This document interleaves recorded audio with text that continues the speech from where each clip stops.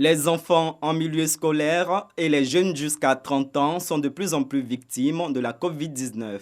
Le point sanitaire sur les 3 dernières semaines, allant du 1er au 21 février, révèle 1115 cas chez ces derniers.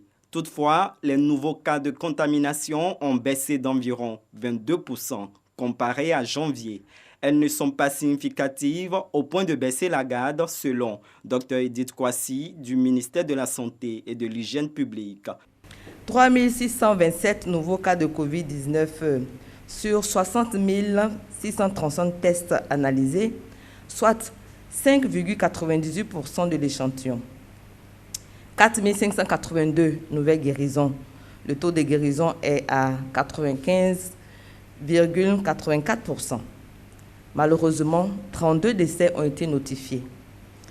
Avec un nombre cumulé de décès de 186, la létalité au taux de décès était de 0,58. 1251 cas actifs.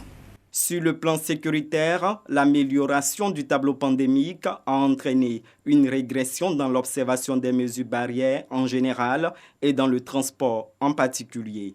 Le porte-parole de la police nationale appelle à la mobilisation des transporteurs et des usagers. C'est un appel que nous voulons lancer justement aux transporteurs et aux citoyens lambda tout court qui empruntent le transport en commun, qui empruntent le transport privé. Même seul, il est conseillé dans nos véhicules d'avoir nos masques.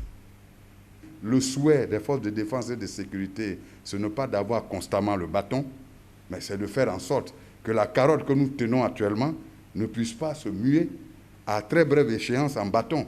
Le 141e point COVID-19 enregistre le contrôle de 1149 établissements de loisirs.